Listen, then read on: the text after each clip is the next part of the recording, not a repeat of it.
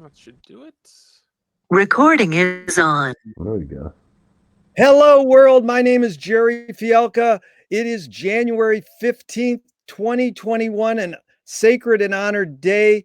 We've got Clinton Ignatoff facilitating us. Thank you so much, Clinton. And it's an honor and a pleasure to be here with Gary Lucas. Thank you, Gary Lucas. My pleasure to be here, Jerry. Hey, the first question is simple. What's the best thing for a human being? Oxygen, absolutely. Don't you think? That's I a could good, say a great. lot of love, but probably oxygen would be the first. Yeah. Yeah. I like that. And Gary, what's your favorite form of information, how it comes into you? I'm a reader. I'm a voracious reader. So usually, reading text anywhere on a screen these days a lot, but could be in a book or a newspaper. I like to read. I like to process words on the page. Uh, I find that to be, something that enables me to kind of synthesize my own opinions about stuff. If I read a variety of, say, articles about a particular subject from different angles, I think there's a resonance that will strike one internally as to what maybe the correct position to hold on that view might be. Beautiful. Yeah, I mean, That's really, good. yes. So, but why do you think humans collect or gather information? I don't know. It's probably going back to specifically survival tactics that were hot-wired to do so. Other than that earliest humankind, I should say, without these basic instincts, would have been decimated by any number of natural or unnatural events occurring around them. So that it's just something that you're born with. Maybe it's genetic, to just basically ensure survival out there. Yeah, It's a cold, cruel world out there, is it not? I mean, it is. I agree. And we're surviving. We're lucky. We're here today. yeah, Be here now. yeah. And one of our heroes in common is Wyndham Lewis. He says artists live in the present and write a detailed history of the future. And we are living right for this moment. Gary, it's a pleasure. So this thing of reading, did you get it because your parents were readers by example? Were they So, telling you to read, or mm, did you pick it up on your own? I kind of picked it up on my own. I know that I was able to read well before I could write my name. I had difficulty picking up penmanship skills early on, but that I was reading, I don't know, the earliest things I recall reading were myths and legends from Greek and Roman mythology. I had a couple of books lying around, pretty simplistic, but then I graduated to Bullfinch mythology and stuff. So I was a sucker for that. I mean, they had a certain number of books around in the library, but it was nothing something that was foisted on me by them. I just kind of gravitated to the written word, and I'm still fascinated by it. But I mean, I got more or less into college because of my English language and writing facility. And when I was in elementary school, I took a test in New York State for the NCTE award. That's the National Council of Teachers of English award. And I scored very high on this, so I got that. I was one of a bunch of kids who got the award that year. I submitted an essay. The essay was, as I recall it was, I'm a child of the media. That was it was like early Buckminster Fuller kind of stuff before I knew about Bucky Fuller. And, it was look, all of us grew up in the glare, I think, in the 50s of the cathode ray, the vast wasteland of television. So I sure watched a lot of TV, I mean, albeit when I was growing up, there were only two channels in my time. We didn't get ABC until the 60s. Forget about UHF channels, too. I didn't know how to dial them in. So I saw a lot of TV and I liked it, but I was basically a reader and then also an avid goer, movie fan. particularly horror and science fiction films. That was my forte, really. Really good. And so, Gary, do thoughts create emotions? Oh yeah, definitely. I think, emotions are something. I mean, they transmitted through sense perception, aren't they? I mean, we're all taking in a vast amount of information every moment of existence. There's so much input, there's so much incoming stuff around us, but actually, we screen most of it out, probably for survival, and try and pay attention to what we think is the important information coming in. But, if you take in something that's maybe loaded, depending on the content of the thought and also the way it's delivered to you, like if someone got in your face and screamed and yelled at you, like in this riot in Washington, you'd get pretty emotional pretty fast, in reaction to that, even if you agreed with the guy, God forbid. But yeah, I think they do. I mean, it's like emotion, thoughts. I mean, music too. If you really look at the micro level of stuff, music appreciation, when we hear something and we perceive it as some pleasurable sound, these are little chemical explosions in the brain. It's like processes going on. Very hard to measure, though they're getting, more concrete with it. But yeah, I That think, was good. yeah. Do you more pursue meaning or more pursue happiness? Huh. I have to say meaning. I hope for happiness, but, I can't fool myself for very long to think that I'm living in some paradisical environment, or if I go on a holiday, let's say, the moments of clarity where I'm really able to relax, they don't last that long, only because, at least the way my mind works, I have a disorder. No, I have a disorderly procession of thoughts constantly. Sometimes I get excited by, the train of them or where they're leading, but it's hard for me to shut down the flow. And this, to tell you the truth, this is why I bonded so well with Don Van Vliet, Captain Beefheart, whose 80th birthday would be today, as you know. And Don was another one. He said, "I can't get it up, and they can't get it down." Right? It's like, no, vice versa. It was like they can't get it up, and I can't get it down.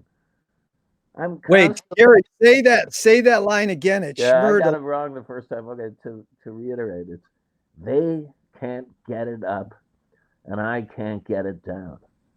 So it could be a sexual metaphor there. It could be just, a reference to Don had a lot of creative thoughts constantly. He was all he. I wrote a piece about him in PleaseKillMe.com. It's published today on his 80th birthday, in which I quoted him. He was always, kicking against the pricks, if you want to get biblical here, and saying stuff like, well, I mean, every moment of his life, he would come out with some brilliant observation or imagery taken from just a cursory glance around his surroundings. So it was hard for him to stop the flow, and the same with me. Now, during this pandemic, I'm not really getting to bed until about 3 a.m. I try and knock it off by 3:30 latest. But I'm not getting a lot of sleep because I invariably find it difficult to sleep past about 7 or 8. And so some days, I have less clarity than others because, as you know, when you get to a certain age, you do seem to require more sleep, or it's it's suggested one gets as much as possible. But I have had a sleep disorder for years. So with Don, he not only didn't sleep, I mean, he raged against the dying of the light, which is he loved that Dylan Thomas poem, "Do not go gentle into that good night. Rage, rage against the dying of the light." He would force himself to stay up. He'd drink a lot of coffee and do some other things, sometimes in the artificial stimulant. department, but anything that would keep him awake and working, because he was always sketching. You'd be sitting in a Denny's donut in a Mojave Desert. Don would be there with a sketch pad, coming out with phrases, poems, song titles, sketches, and he was so great that way, you know. So, but That was good. You know, well, Gary, I said we could talk about Don for oh hours. yeah. Let's not talk about that. Let's talk about me. No, I love it. I want All to, right. but it's going to leak in no matter Sure. what because you know Well, my question: do thoughts create emotions? Don said it. I had too much to think. That's right. That's right.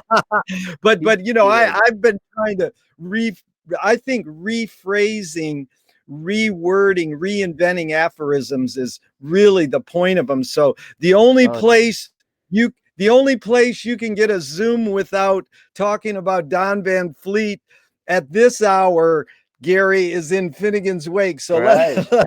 yeah, Good. Hey, let us. I compared some of his stuff to Finnegan's Wake, you know, in The Guardian once.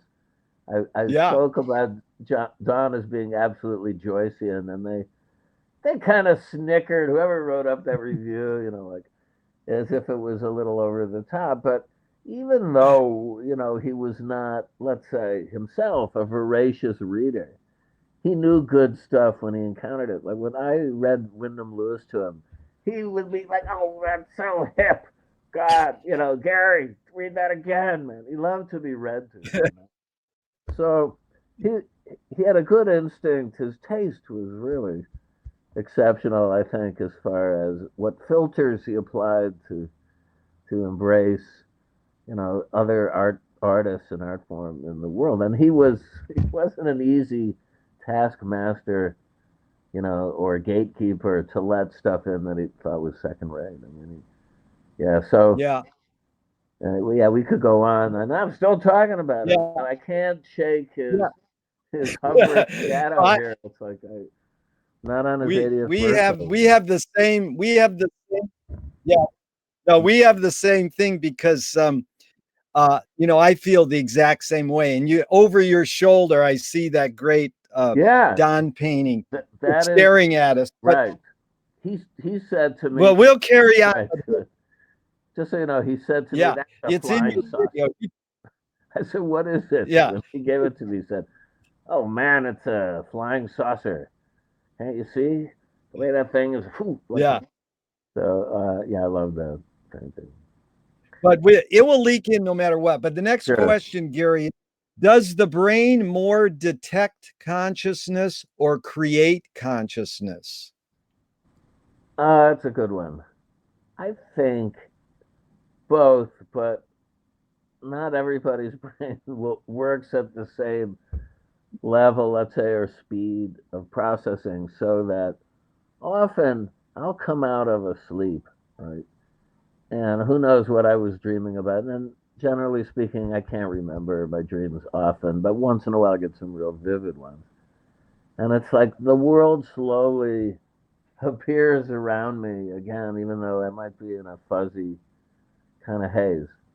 And I think that it's the first, without any sort of mental, you know, intervention there. I basically, as an organism, recognize what is corporeal reality around me. You know, stuff that you can see, hear, feel, and smell. That's the first thing to manifest itself. As far as creating an alternative consciousness, I have to really, you know, kind of apply myself. And I think that people who are in alternative consciousness anyway might want to take a look at that, because I see it as a bit of a surrender and a retreat when looked objectively, you know, when looked at objectively. Not that there's anything wrong with being in an alternative state of consciousness, but you have to wonder, you know, what's behind the veil.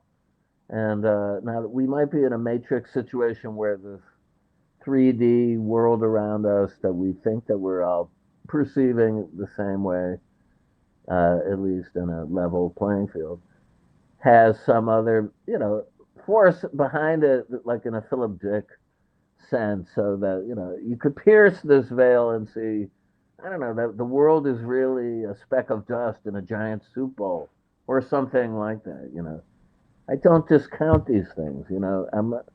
I don't discount a lot of supernatural occurrences or ESP. Or I think there are definitely things to it. And with someone like Don, I saw some examples of it. I can only conclude, you know, indicated that he was a very sensitive person. They may not have scientific mechanisms at this point that could measure stuff like ESP or precognition or everything. And I've had things happen to me that I do not think were coincidental at all. But then again, I've never taken it to the next step of like, well, who's running the program here? Who's like controlling the Truman Show? If this isn't reality, as Yeah, I see here. but Okay. But Gary, you proved it with two major words you just used. I was just about in the midst of your last statements to say, do you have ESP? Because the next question is, what's faster, the speed of light or speed of thought? And so you brought up speed, then you brought up ESP. So you nailed them both to prove you have ESP. Well, so the question, what I is faster, speed of light or speed of thought? Well, I'd like to think, I don't really know what it is in the physical sense, if they were able to measure it. And if they do in thought, is it nerve conduction? Is it how far, a spark travels from a neuron to another neuron to make a connection and produce the thought? I'm not sure, but I'd like to think that the speed of thought was faster, but I don't know. Do you? Good. Right. No, all these questions are asking intuitive if they're neuroscientists or anthropologically based. It's Right. what your impulse says. But the next question is, Audre Lorde, the poet, said, you can't dismantle the master's house using the master's tools. Yvonne Rainer responded, you can if you expose the tools. What new tool do you suggest? Whether you want to apply the quotes or not is your choice. What new tool would I suggest to dismantle the master's house? Or just what new tool do you suggest in general? Either way, you choose the way you want to take the question. Okay, let me think about this. Well, there are many liberation impulses that go on within me, and yet I don't want to sound like a QAnon follower, right? Some people think burning down the master's house, wasn't that the name of a New York Times book about a guy who worked there and then made up stuff in his articles, and they caught him at it, and he said, I was trying to burn down the master's house. Yeah, well, then why did you accept the job? I don't know. Because as much as I have impulses to, in a revolutionary sense, to want to remake reality around me, it's a tricky proposition, and it should best be done, if possible, by consensus. That this applies to the current situation where, okay, everybody and their brother in 50 states, but 60 cases that went before a judge, said there was no election fraud, right? Now, because of Trump applying the big line, getting all these enablers, especially Republicans who knew better, to back him up, they got 70 million people, or a lot of people who believed it. It's like the group think. It is so if you think it's so. That's Pirandello had to play with that title. It's like, it's like the same principle Maoism got so popular. They just repeat these things until it seems to be reality. So, yeah, I'd like to remake all that stuff, but it's a tricky proposition here. I think democracy, in its purest and best application, would be the ideal tool where stuff was voted on, so that the people who, no matter, they could cry foul in the vote, and that's what they did last time, but that's the essence of what our system is and was admired, around the world as an exemplar for nations that were caught up in dictatorships, where it was like the imperial fiat of a ruler to make the reality, and this is how it is. That's like 1984, Animal Farm kind of stuff. So I think the best tool is a dialogue, where people on both sides of the aisle, as they say in these Senate debates, have a give and take. Somebody makes a point, another one, like, stands up to try and argue the toss, and then eventually it comes to a vote. And I don't think that, there's a numerical basis of either for reality. It's like, but I think it's a step forward. It's kind of better than torching and burning everything down, right? Now, Yeah. some people, of course, think that when situations get out of hand, that is the only available tool. And I would say if I was in a situation as a Jewish person in the war where I didn't have a chance to exercise the vote because they were going to kill me, I would probably resort to a violent means to save my skin and try and save my people. Yeah. So, it's a slippery slope there. That's all I'm going to say. Yeah. I don't want to advocate for, you know, any sort of mass insurrection unless it's a mental. Alexander Trotsky had a really good book called Insurrection of a Million Minds. And I thought, okay, he's keeping it on the mental level. But again, if you think what turns out to be, incorrect information or out and out lie, and it's shown to be, it's dangerous. So I don't have an easy answer there for you. Well, that was well put, and you're articulate, and I thank you. So McLuhan learned from Ezra Pound that artists are the antenna of the race. They're broadcasting the hidden psychic effects of the things we invent so that we can learn to cope with them.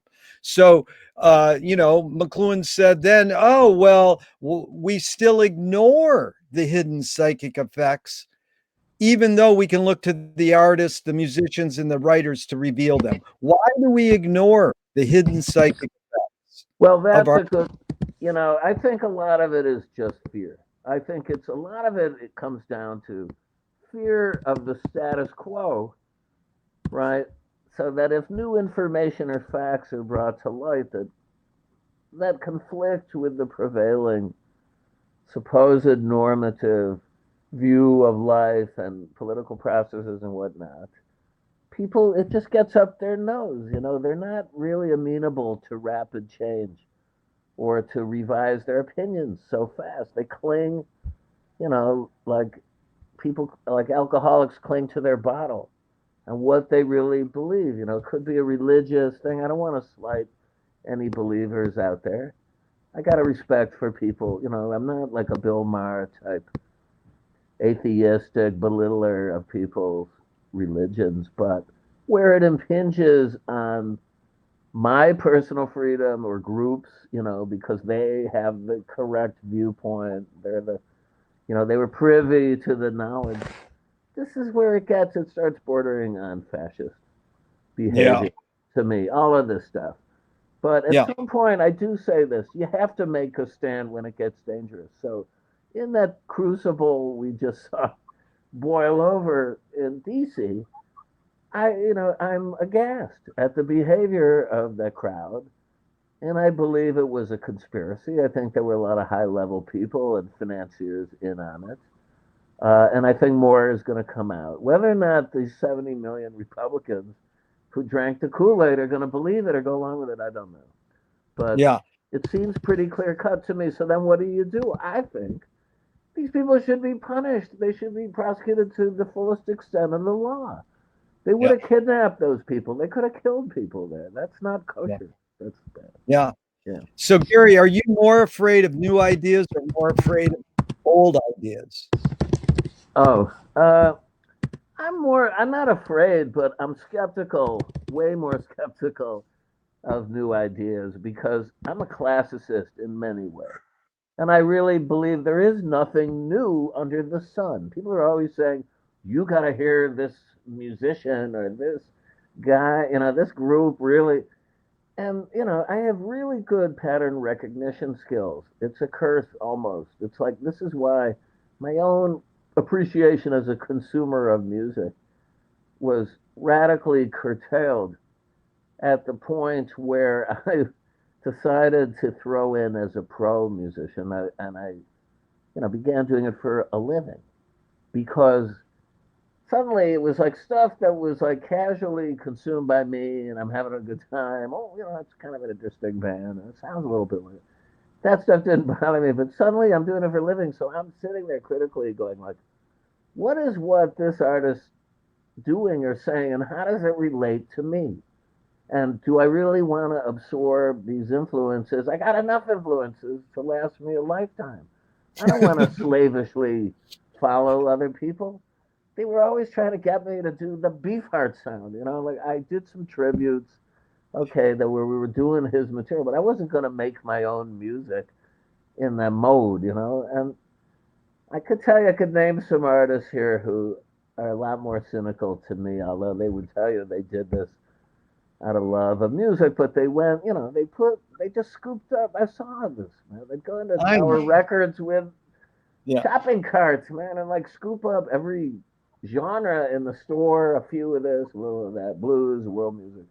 They probably go home, put it under a microscope, and analyze it, then try and synthesize this new concoction. And they're still trying to tell me why this is interesting, and I don't, you know. Yeah, no, we could talk about that for another Yeah, 2 hours. right. Now, Gary, But, what that's the anxiety of influence. right. What can you conjure up? No, can you conjure up your earliest memory ever, or one of them? Of music or of Your life. oh, Yeah, okay. The earliest very memory I have two. One is sitting on this brown couch in my parents' den. It was called the den. We had the living room, we had the dining room, and the den and the kitchen, all on the first floor. We were in a kind of a four bedroom house in a Spanish style. It had like stucco and a kind of those tiles of a West Coast Spanish. That was the mode. And I'm sitting there and I'm watching Popeye or something like on TV at about 7 a.m.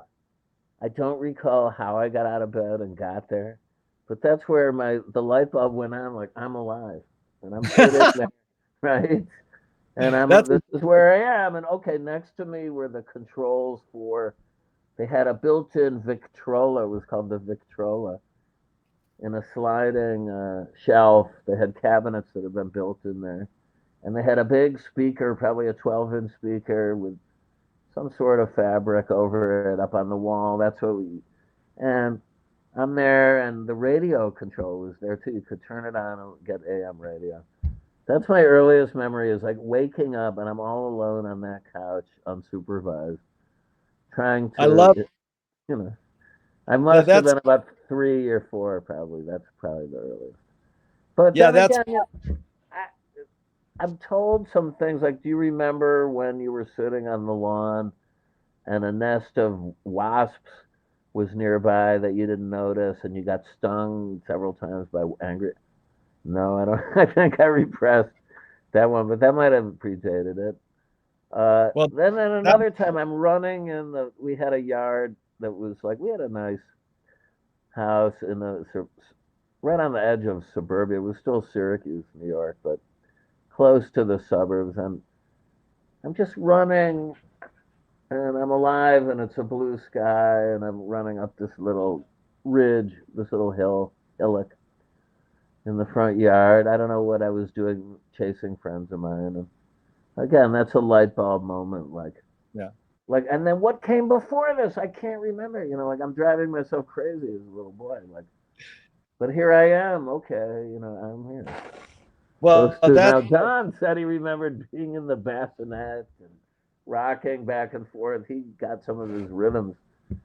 And one of them, he's called it the baby beat. I said, what's that? He said, that's when I was in my bassinet and I'm like rocking back and forth. You know, well, that was good. This is, Popeye was the first. He helped invent semiotics, but is memory more a curse or more a blessing? right. Memory, well, it's a blessing. I mean, you don't want to forget stuff, and you forget stuff, then that's when the forces without, the malevolent forces without, swoop in and get you because they don't want you to remember stuff. A good memory, you can call bullshit on people. Like you in 1973, nobody remembers Nixon and Helen Hagen Douglas and what he did back then. Most Americans, you ask them what the Holocaust was, they 40 or 50% of them never heard of it. Always, they say ridiculous things. No, I'm a never forget kind of guy. Very As good. a student of the Talmud and Jewish history, I feel like no, you can't. You have to actually learn the lessons historically and try and move forward positively or at least vigilantly. So this any heinous stuff can't happen again. You wouldn't let it happen again.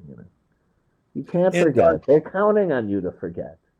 that's Trump you is got counting on people to forget what he said 2 months ago. Or I didn't say that. Like look at the way he dealt with this thing. He incites this riot, and he really did tell out there everybody to see you can't sugarcoat this. I don't care if you use the word peaceably walk. Everything else was violent imagery and metaphor. We got to fight like hell and take this country back, or you won't have a country. It's like, go get them, sick them, blood, let's go. Gets him all riled up, and then the next day he reads this pro forma thing. I've never been, any violent behavior is not what I'm. yeah. It's So like he's Gary, counting on people not remembering what he said the day before. yeah.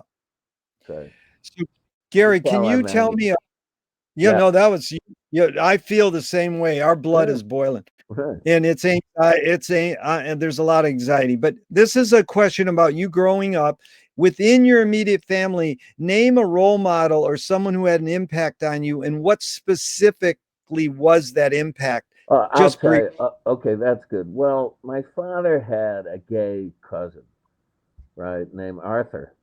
My father's from Scranton, Pennsylvania. So this fellow was like, I mean, I didn't know he was gay. I suspect, I mean, I didn't really know what that meant, but he was. And he was a very, very good painter. And he did portraits of me and my brothers and sisters that hung on our walls. We sat for him. He came up and did this. And he told me, I used to love to visit in Scranton with that branch of the family, and I'd love to see Arthur because he was a character. And the best thing that he said that really stayed with me, he wrote me a letter when I was about to be bar mitzvah. That's a ceremony when a Jewish male turns 13 or so, and it's supposed to commemorate assuming the mantle of manhood, whatever that means. But anyway, so I was prepared for this ceremony. I studied Hebrew for a few years in Sunday school. He wrote me a letter that said, in this period of time, everybody is telling you that you are now a man and you have to, it's like Obama, quoting the Bible and saying, we have to give up childish things. And okay, I get it, but still, for artists, it's kind of good to retain that childish quality, right? But he basically said this: don't listen to him, become a young Peter Pan. That's what he wrote. So, did I take it to heart? I didn't really say I'm going to live this out, but I remember it as something that I agreed with when I was a boy, because it was like I still want to have that sense of wonder that I had when I was 5 years old and gain consciousness. And it's like, wow, I'm out we're under a blue sky here, or I'm sitting on a couch at 7 in the morning watching Popeye cartoons. I wanted to have that innocent kind of sense of wonder that they beat out of you.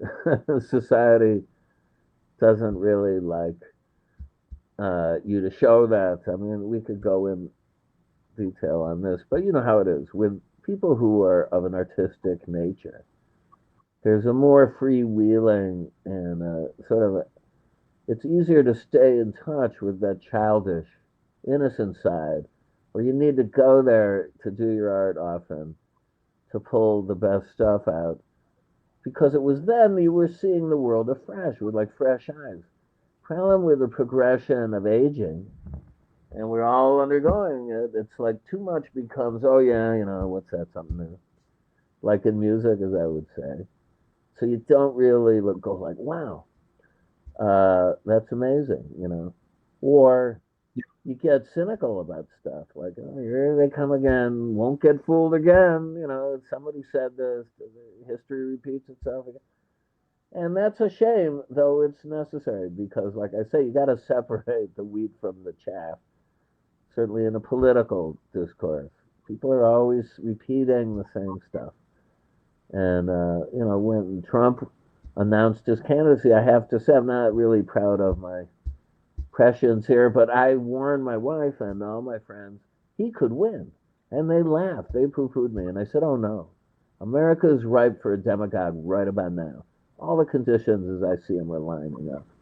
So I'm not, particularly crowing about this this judgment call, but it was obvious to me. Yeah. This is, but in further elaborating on this, to tell you the truth, as a boy, stuff seemed so real, and I would get obsessed with stuff that I'd read or see on a screen, especially these old horror films. They're still interesting to me, and it's like I'd rather mull them over in my mind now, at age 68, to examine what is it about them that made them tick, that so tickled me as a boy, that really. So instead of replacing this stuff with all this fresh, new artistic statements, I don't follow people. I don't follow. You gotta read this. You gotta hear this. I don't like feeling to be a pawn in somebody's marketing plan. Oh, we're rolling out the latest John Steinbecker. Who are they? Cite as some model out of the past for like some new fiction writer or this and that. I just don't care that much. It's not like, it's why I prefer nonfiction books, honestly, now. Because it's like, wow, there's not a lot of these younger writers, or they could be an older writer, it's not an age thing, but let's say contemporary writers can show me or deliver an old message in a fresh way that's going to excite me as much as when I got it originally from so and so. So, this is unfair to all these young artists trying to do it. I realize that I'm not an enemy of anybody trying to do anything creative, though. Like I support it because I know how hard it is. And I think if you have the impulse, go for it. Write, make music, make a film. But there's so much of it, and in Bob Dylan's words, there's too much of nothing. I mean, like you could drive yourself crazy trying to filter out the good stuff from the bad stuff, and everything now with the internet, it's a floodgates, of like stuff. And the best That was strategy good. for, what I'm saying? The best strategy for me is to withdraw from it. Like I Yeah. don't, I don't want to be a curmudgeon. I don't want to sound like an old stick in the mud. But Ray Davies and the Kinks, they're like some of my favorite groups. He had a song, 20th Century Man. He's like, you can keep all your smart modern writers, just give me William Shakespeare. I'm saying pretty much everything's been said and done, and probably better, back in the past. And I don't know if that's just like a historical, fallacy on my part. I guess a historicity moment, or because it's hard to say for sure about any of these things. They're all subjective, of course, my opinion. But for me, But as a creative artist, I don't want to read too much new stuff because I'm either invariably disappointed or I'm like, damn it, they said it so much better. Like, for instance, to me, the 60s was a golden age, the late 60s, particularly, in so many ways. I mean, and there was the last instance of where all this stuff rushing at you seemed fresh. And we seemed on the cusp of a real revolution, culturally, at least. Not to mention politically. Look, a lot of the dictatorships folded in Eastern Europe. Some people attribute it to LSD and the Beatles, or, all these things definitely contributed to shaking up old ways of thinking. Now is what being positive going to shake up our old ways? I mean, I feel bad for anybody who's been victimized in a sexual relationship, and I understand the anger behind Me Too. But do I think it's gonna? Are we gonna really readjust what are ingrained patterns of? I mean, how long would that take? And then if it does take, what does that do to, say, erotic mystery, which is a component, believe me, of romance and love? And you can deride it, but these raise a lot of questions. People who want to dismantle old ways of thinking, they may well be correct on the side of justice and freedom, and I support it. But it's not always. It becomes a totalitarian, almost Stalinist impulse to me. The way some of it is like insisted upon or shoveled in your face. Now, Yeah. I mean, I could go. I was taken to task by some writer in an English music magazine when I did a Chinese music album. I wrote the notes and I talked about Oriental something or other flavor of this.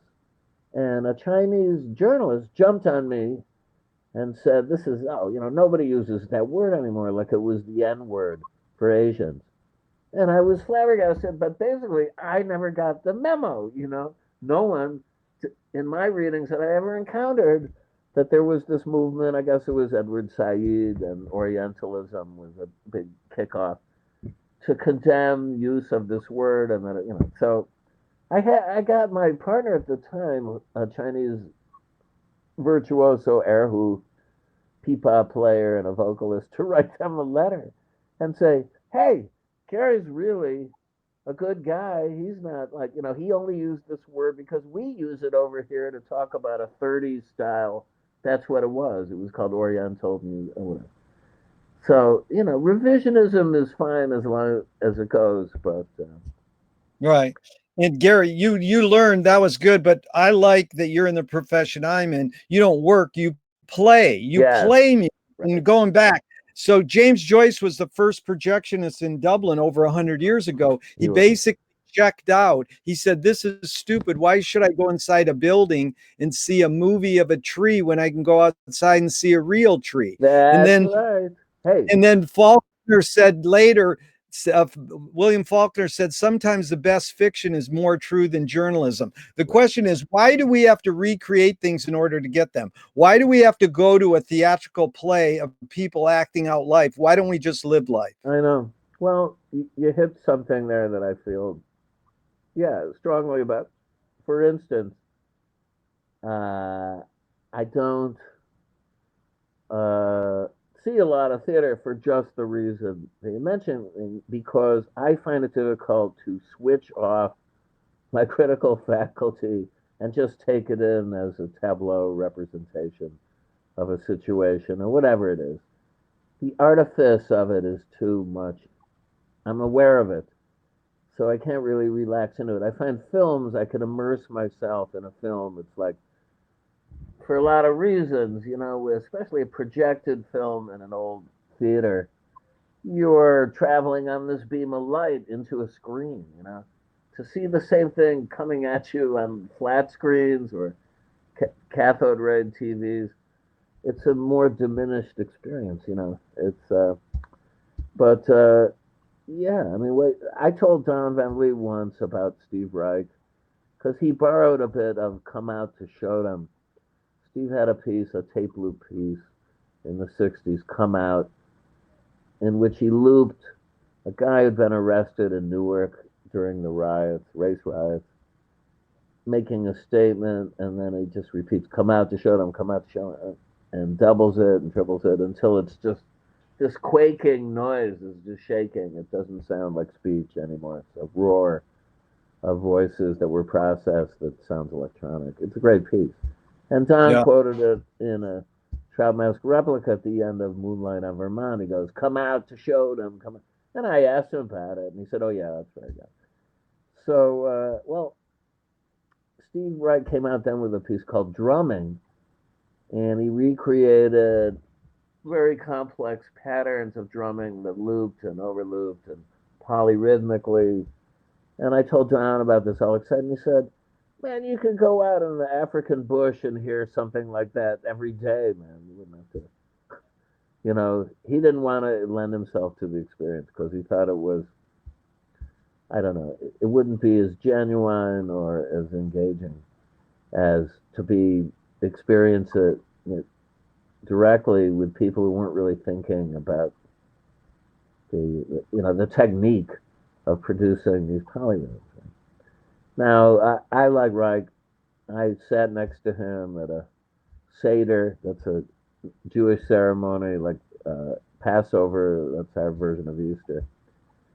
And he was very nice. We talked about Beefheart. He was aware of that. And, he liked me up until the point he said, so do you sing on your music? I said, yeah, sometimes.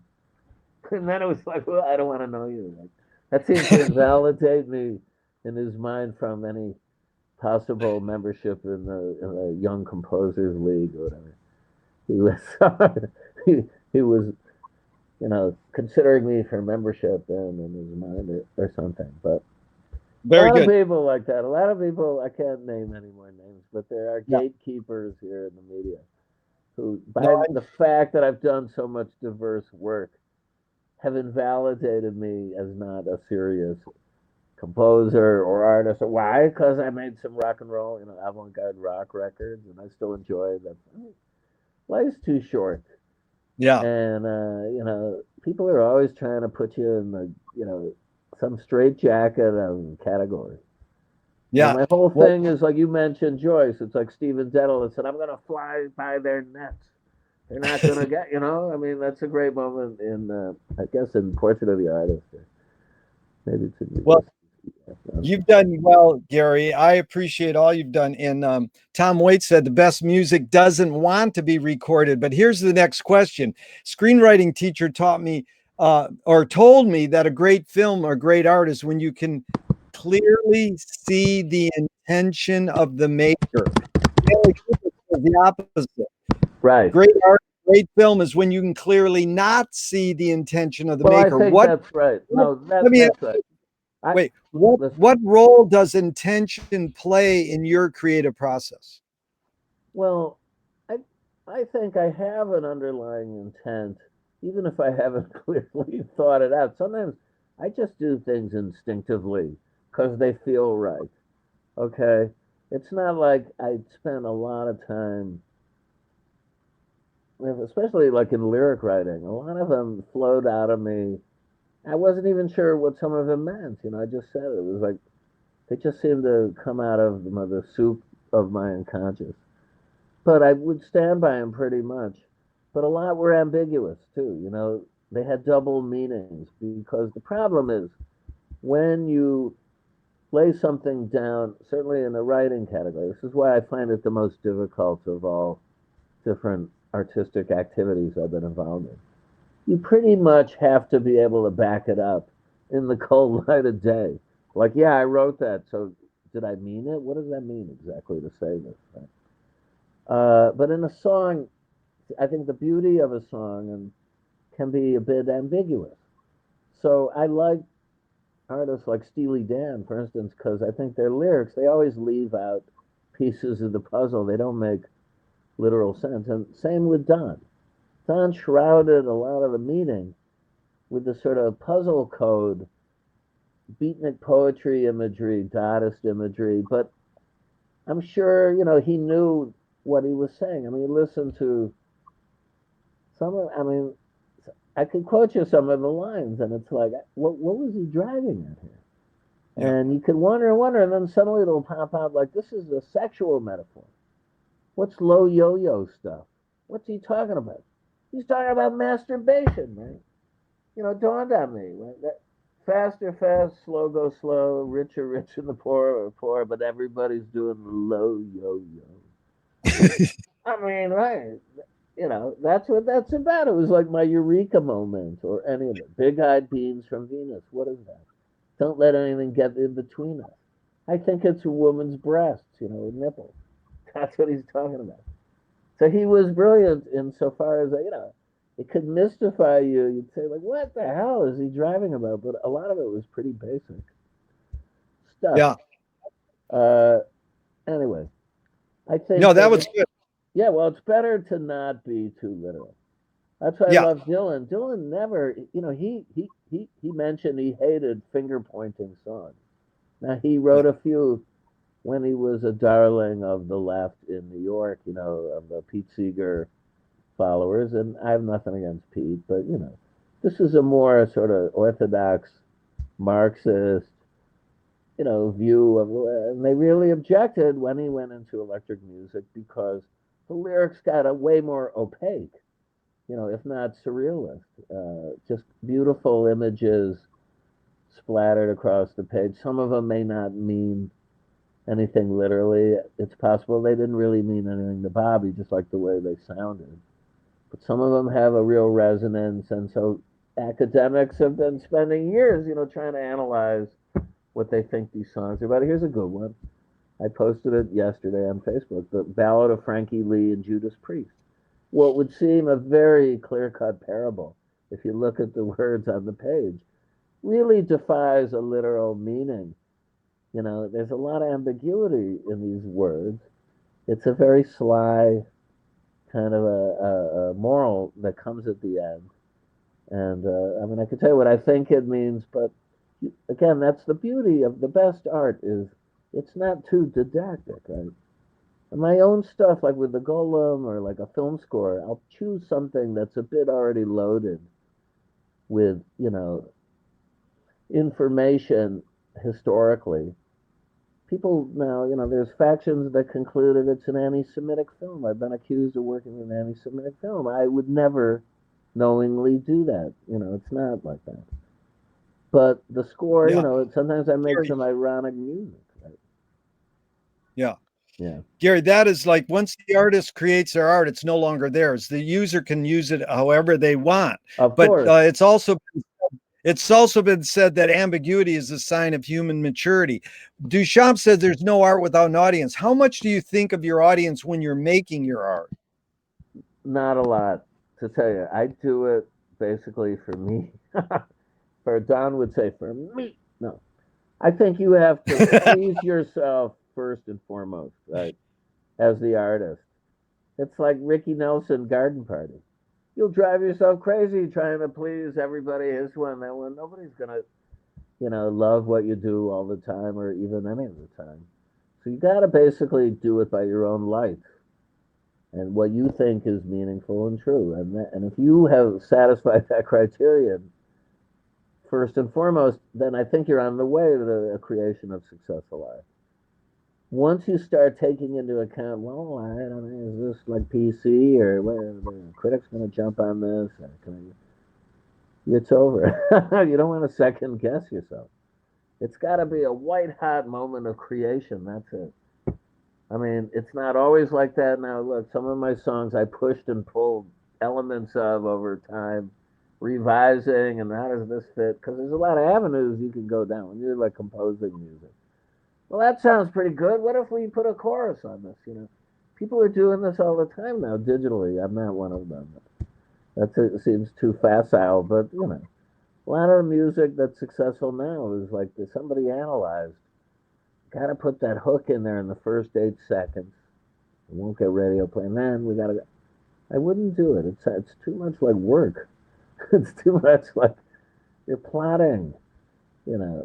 To like woo people. It's just, it's too. I don't think the Beatles did that. I don't think the groups I liked when they're songwriting thought about that stuff. It was like whatever sounded good to them. Whatever at the moment was at hand that they thought they could integrate into their sonic canvas. That's what they went for. And Gary, what do you think the motive of the cave artist was? Not what your intuition or your impulse says. I think they wanted to make a record. They wanted to leave a record of what they saw going around them, describing incidents that loomed large in their consciousness, like hunts for animals, and that's what I think. And maybe they wanted to let people know who were following that they were there. that it was just like somebody trying to leave a mark on a wall in a prison. You know, how many days you're in that prison, you're gonna like chalk it up on the wall. I'm glad they did. I mean, it's astonishing art that they've. Yeah. But I think it was basically to memorialize basic fundamental rituals that they observed as part of their daily, you know, survival, hunt for food, and like that. I mean, it's hard to know. I'd like to meet those cavemen. I don't know if Yeah. they'd like us. What Gary, what's more important, conviction or compromise? I know it's both, but just what's your inclination, Conviction, impulse? conviction. Although, see, what I'm saying, no, I don't know. I think there is a level you have to. You're in a very. I mean, if you're okay with being isolated in a lonely perch somewhere, trying to make art, not like Wyndham Lewis isolated himself by his own hand that way and pound eventually to by his statement. It's okay, you know, but if you are trying to win over hearts and minds and get a popular audience, then necessarily some compromise has to go in there. It has to. Now, it's painful to make concessions against your will. So, you know, I kind of like have always kicked against the pricks. I mean, as far as people editing my writing when I submit it, but I've been lucky in that they pretty much left it alone, and maybe some of the choices editors have made were good ideas that I couldn't see. You know, sometimes you can't see the forest for the trees, right, as the artist. But, you know, I think it's sometimes okay to discuss these things. I don't know, for instance, people are saying to me, I got this double album coming out, The Essential Gary Lucas. What do you think is the best track, you know, for radio if we're going to release it? And I'm like, I don't know. I'm right in the middle of it. I just put all this work out over years. I just kept doing it unconsciously, really, as the you know the Furies took me, and that's where it was. Or somebody said, "Hey, I want to make a Jewish album. I'll give you $5." A lot of it was like derived because of commercial considerations. Of people trying to, you know, people in labels trying to get you to go in a certain direction. So, but I like it all. When I step back from it, I feel like I think it's pretty good. You know, I'm not like I can cringe about certain things, or yeah, this should have been louder in this passage. But considering the budgets I had, which were minuscule, I think it's damn good. You know, and it's timeless music. I'm very convinced of that. And I'm proud of it. But if you ask me what's the best thing that most people are going to go for, I don't have a clue. Because I like it all. I can't really draw back from it. I need an outside observer to give me more objective kind of guidance or suggestion. Well, I look forward to it, Gary. And you've accomplished a lot. Yeah, you've accomplished a lot in your career, and I'm really impressed and happy for you. How do you rate these three elements, luck, skill, and ambition? What played the biggest role, second and third? What was the second one? Luck, skill, ambition.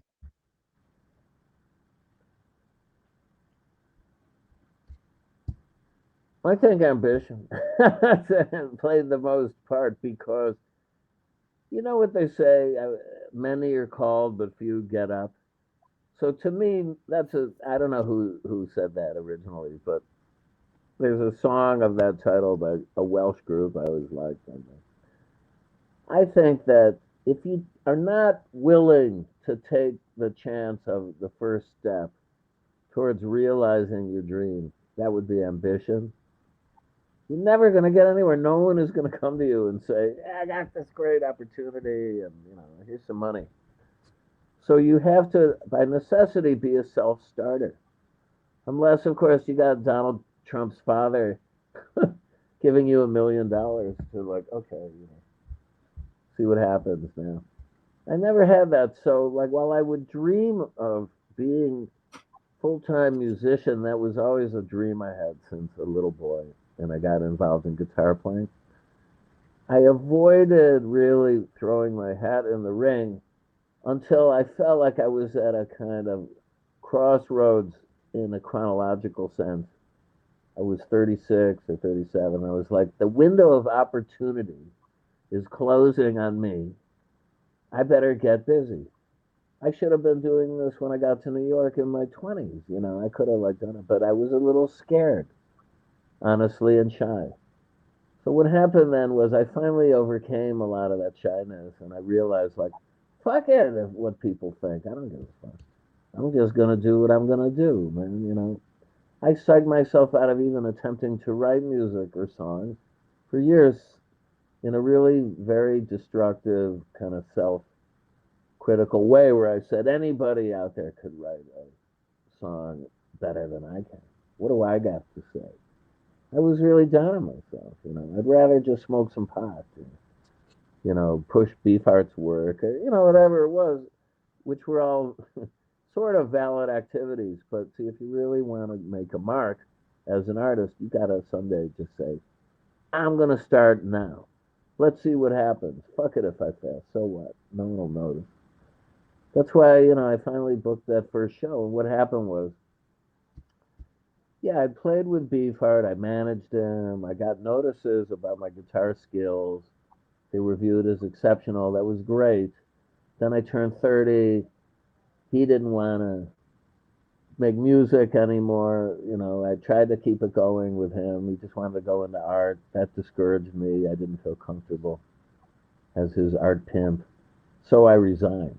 You know, he was pretty upset, but I'd been with him 5 years and I knew I couldn't grow or do anything on my own artistically because of the way he was. He was very judgmental, and if anybody in the band did their own music or gigs, he'd try and contrive to throw them out of the band, or he'd be, you know, so he was a bit of a selfish person that way, to say the least. So when I severed, at least it's like, okay, now I got a chance. But it still took a couple of years. I didn't even want to hear music for a while after that experience of being with him after 5 years. But gradually I got into it, and I recalled how much I enjoyed playing, and I was invited to play on a few albums as a guest guitarist. And then the Knitting Factory, this club on the Lower East Side, opened up, and suddenly they were the mecca of all things experimental in nature musically, as well as world music. And, you know, it was a place where artistic ferment was encouraged and tolerated and supported. They had an audience right off the bat with some of these original downtowners. And so I went down there to see a concert or two by people I had produced. The saxophonist Tim Byrne from my hometown. I did this record with Tim and Bill Frisell. And I met the owner, Michael Dorf. And I told him I'd play with Beefheart. He went, hey, Beefheart, we love Beefheart. Listen, if anytime you want to play here, you could play here. Beefheart's guitarist, that's great. So I mulled it over, and I still wasn't ready. And then basically what goaded me to fruition was a woman that I knew as a friend and said, you should do that. I think you should do that. I got to plug in the battery we're going to lose. I'll take care. In the middle of my story, so I'm moving over here. The light isn't as good, but I don't have a long battery cord. And I want to finish this. So, anyway, they offered me a date in June of 1988. And then I got busy over a couple of months trying to prepare my debut show. And worked up a repertoire. The day rolled, and then, you know, it came time to promote it. And to my horror, they left my name out of the ad in the Village Voice. You know, every bad stroke of luck befell the show, and it looked like curtains. Like, it's going to be a non-starter, this event. But I persevered. I had a guy at CBS Records who I worked as a copywriter for 13 years make a poster. I made some flyers. I stuck them up around the club entrance.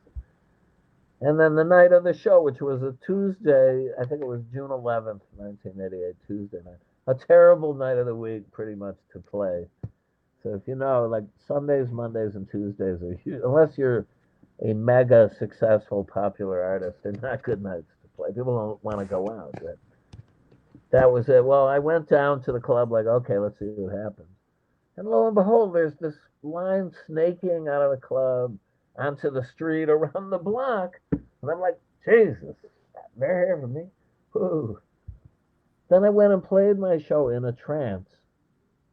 It was like total ecstasy. And I don't know. I make a lot of faces when I play involuntarily. I think I made several agonized faces, but I was enjoying myself. And then at the end, I got a whole bunch of encores, and they handed me $600 off the door in cash. And I'm like, oh my God. So I go home. My wife, for some reason, wasn't there, but I'd come in and I said, you're not going to believe what happened. I just moved this big room of people solo, and they handed me this money. Now what have I been waiting for, man? I've been like, keeping my light under a bushel for a long time. I'm going to hit music as hard as I can from here, and I'm going to play my way out of that job because I hated my day job, writing these stupid ads for groups I didn't respect. And that's what happened. That is a great story, Gary. You really articulated it well. Now, George Manupelli's the experimental filmmaker pioneer.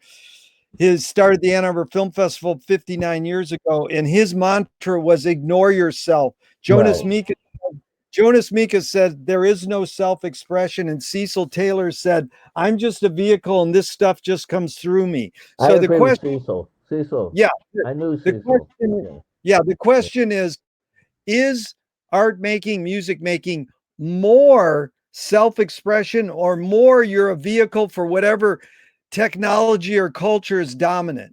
I think it's a combination. I wouldn't say it's all one way or the other, but especially if it's free music, free improvisation, you're putting yourself, at least the people who do it the most successfully are kind of vessels for spirits that just flow through you. You don't put a lot of subjective intellection behind the effort, and hopefully it just flows out of you. A guy like Cecil, it flowed out of him.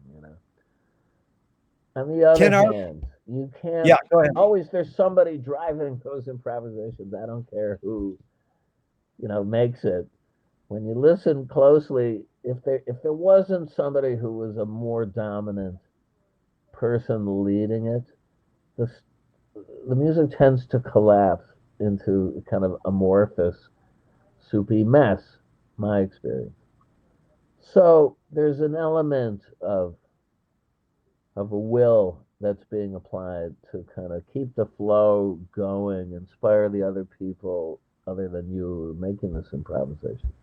When it comes to composed music, pop music, folk music, blues, but where there's a format and a kind of a plan for what you're out to achieve, then there is definitely an element of trying to willfully shape this and control the moment. Now, some of the best music I've made were energies that were unleashed in improvisation. And I scared myself, like, well, I don't even know, like, where the hell did that be? So, I like to keep a balance of both. And one of the things in Gods and Monsters, my band, it hasn't been going for a couple of years, but I intend to crank it up again as soon as it's safe. There was a balance between improvised moments and songs. Songs where I had to coach people how I wanted to hear them play it, but I gave them a lot of leeway in coming up with their own parts. See, this is unlike a guy like Beefheart.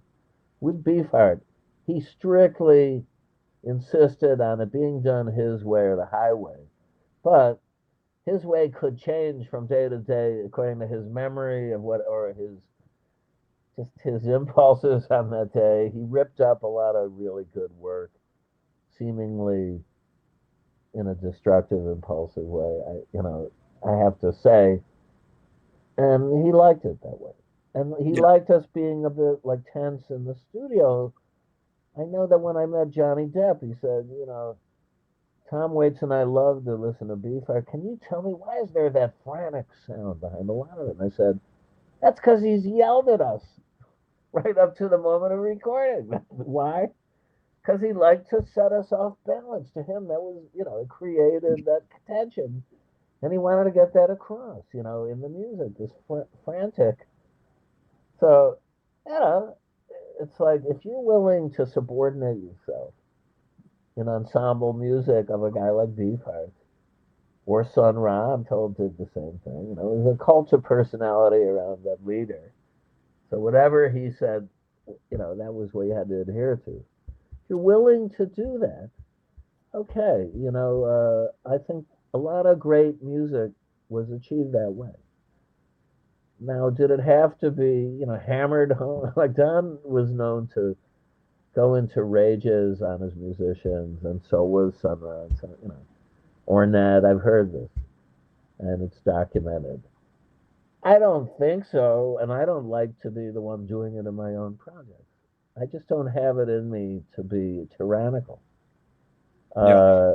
But if I hear something that really bugs me, I make a point of trying to correct it and steer that musician to something else that I think is more, in the pocket or harmonic with what I'm trying to get across there. So the Yeah. way I like to lead the band is I let them come up with their own parts once I teach them the basic skeleton structures of each song. But then if I hear something that really rubs me the wrong way, I'm like, I can't, I won't accept it because my name is going on it ultimately. It's my group. So there's that, there's an element of like, and did I really want to become a band leader? The people who don't take me seriously, I know this, as a leader, as a band leader. Why? I don't know, because I sure did put a lot of good music out under my name. But, it's like, again, I don't think you need to be a prick to be a successful artist. But there were a lot of them, and there still are. And as Don used to justify his bad behavior, objectively bad behavior, he'd say to me, you love guys like Wyndham Lewis and Richard Wagner, and they were bastards, man. And I'm just like them. And I'm like, well, great, it's okay. No, I don't, maybe it goes with the territory, but I don't think it's the correct way to. Yeah.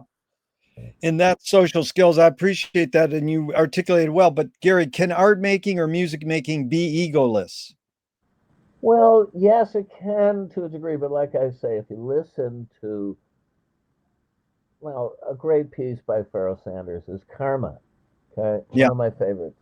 There are people who would tell you that's egoless music that's just existing on a spiritual plane that was, recorded and performed to inspire people. That's true as far as it goes, but they didn't just get in a room and like jam. They had, Pharaoh as the leader had a plan. On the other hand, somebody like Miles, like Jack Johnson, everybody loves that. That apparently was, let's just jam, let's just see what you got. All right. He loved what what is the name? Miles has this great electric bassist. Michael Henry. Yeah, he's like, all right, he hit a groove. Whoa, that's pretty good. Here comes McLaughlin. He's like coming up with parts. Miles says, yeah, okay. And he runs and grabs his trumpet. And suddenly this magisterial music emerges. And then Tio Macero then snips and edits and like takes other sessions. And they assemble a great piece. Okay. But a lot of it came through improv. And I know this too, like Beefheart. Miles talked about he had a method of composing when he didn't have pure intellection of ideas at a keyboard or however he liked to do it. He taped a lot of the rehearsals and live stuff. He'd listen back and then he'd hear sections where they just are suddenly on the verge of creating something fresh through pure improvisation. And he's like, okay, now learn this. Now Don did that to me. He'd say, okay, for this song I'm doing, take the saxophone solo that I played on Ant-Man B and learn that on the guitar, man. Okay. Now play it backwards. I mean, it's similar. He did a lot of that, right? To subvert the natural flow of the stuff, right? But yeah, how that Okay, goes. So. that was beautiful, Gary. You touched on a lot of my lifeblood music. So, is perception reality? I think that as far as we know, it's a one marker, but is it the real real? You know, there's a website, the real real. You can get used designer clothes on the real real. Caroline, my wife, discovered. I think it's an element of it, but it ain't the whole story. No. Because, right, I mean, you can think your perceptions are correct, but you might be wrong. You know, again, it depends on how good your faculties are at any given moment, and no one is a perpetual gladiator, as Lewis wrote. Rhetoric sinks into the triumph of the will. Or let's say, just infirmities that crop up in your genetic code kind of can reduce those perceptive powers. Like my mom, who was totally lucid in a nursing home in Riverside, I thought she was as feisty and as sharp at 93, but she had glaucoma. She couldn't even see food on the plate. When COVID struck this nursing home in April, 16 people got infected. She was one of them. She went into a rapid dementia. And I had the next conversation was I was at the temple last night. Gary, I don't know how I got there. And Uncle Charlie was there. I think he's still there. I don't know. I was in my nightgown. How am I going to get home? I said, Mom, Uncle Charlie's been dead for like 30 years. So I'm saying, something happens, and so your perception then is not a real reliable marker of reality per se. Okay?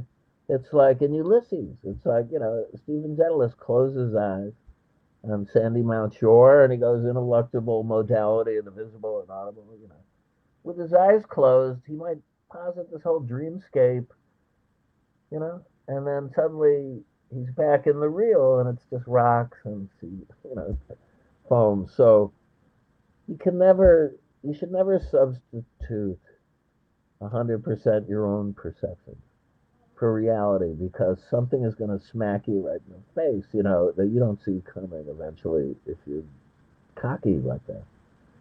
That's all. Gotta keep your lamps trimmed and burning, as Blind Willie Johnson said. That's beautiful. You want to just be vigilant. You got to be vigilant out there. Freedom didn't die, without some sort of attempt to subvert people's perception. So one has to remain skeptical and vigilant, and try. Look, I smoked a hell of a lot of pot. I was a severe chronic pot abuser for years. I took a fair amount of acid. I had some cocaine years. I gave the whole thing up. I don't seek it out. I don't want to go back there ever again. And I'm much happier going through life like this because I feel I'm more on top of the situation when I'm straight.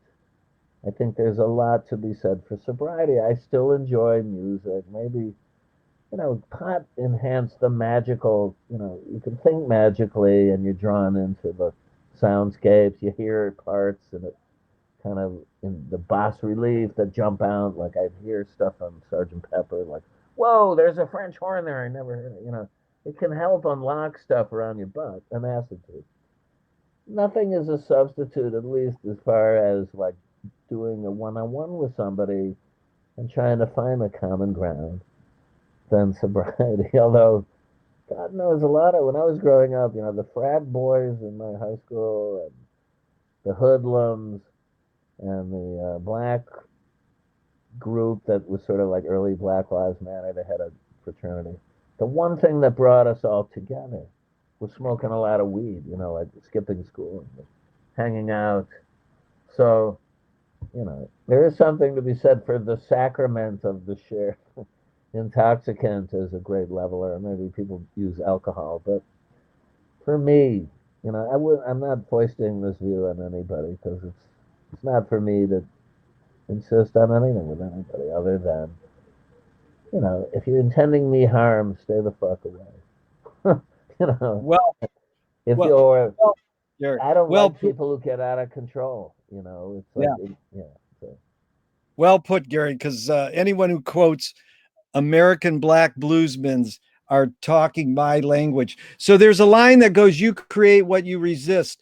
Bob Goldthwait morphed it into, you are what you hate. And James Joyce actually said, it's a curious thing how your mind is super saturated with the religion in which you say you disbelieve. Right. But Louis Buñuel nailed it. Thank God I'm an atheist. Yes. So what's your I agree. reaction to this No, line? I think they're all correct. I mean, especially Buñuel, because anybody who so vehemently sets up a system of beliefs in opposition to a prevailing tendency, psychologically or philosophically, sets himself up for, a come down, because nobody,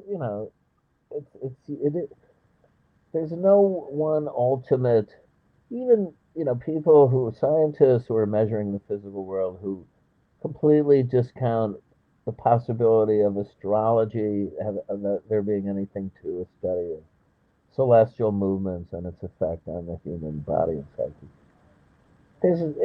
I'm with the Shakespearean. There's more. There's more that in heaven and earth than is dreamt in your philosophy, Horatio. That nobody really, or as Don Van Vliet said, gravity is the master. That's the one incontrovertible fact that no one has been able, and oxygen, I'd have to add into that equation. Those two elements, primarily food, that would also go in there. But yeah, people need to be in opposition to systems often to create their identity. So Buñuel really, his anti-religious films, and I love him. He's like one of my favorite film directors, are always taking the piss out of organized religion, and so he would say that, and that's funny. That makes me smile. You need sometimes bugaboos out there to define your own identity. Like, I'm everything that thing stands for. I'm not anything like that. Yeah. So it's like Bob Dylan, don't follow leaders, watch your parking meters. I mean, or Groucho, I don't want to be part of any fraternity that would have me for a member. That one I really can subscribe to. Totally. I don't even like doing Zooms. I always feel people look censoriously at me. I don't see these strangers or say, who's that guy with that hat on? I mean, I did a Zoom on, God, I guess it was like a Halloween. I was in Holland. I was able to escape from New York for 3 weeks in Holland. That's a good story. But anyway, during that time, I was supposed to do this Zoom cocktail party to celebrate something. And I got off the conversation real quick because it's just like, I don't know any of these people other than the hostess who invited me.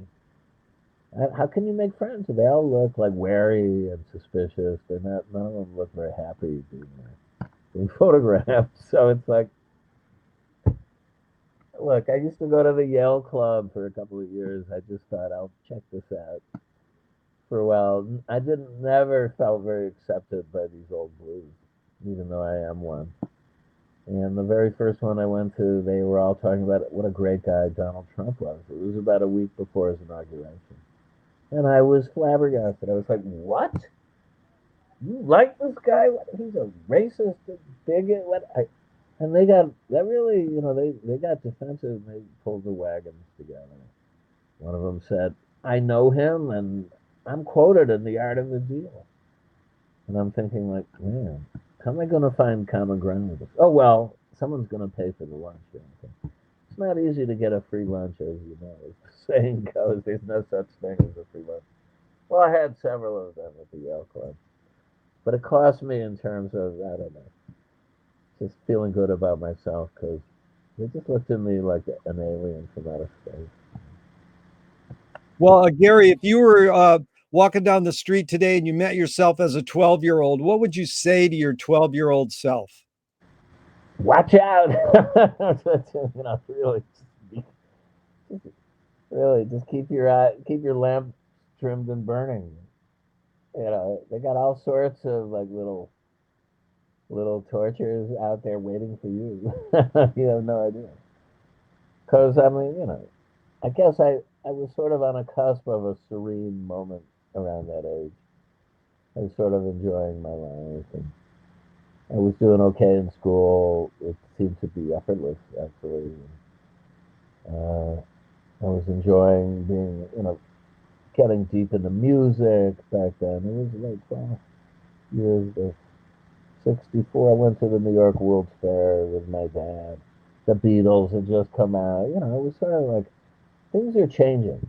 So you could feel a real after JFK assassination in the early part of the next year. It just felt like a fresh start for everybody.